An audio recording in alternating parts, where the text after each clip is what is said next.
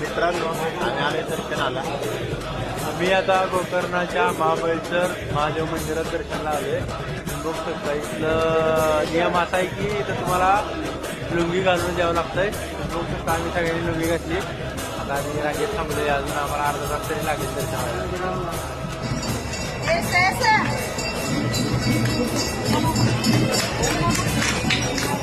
Nada.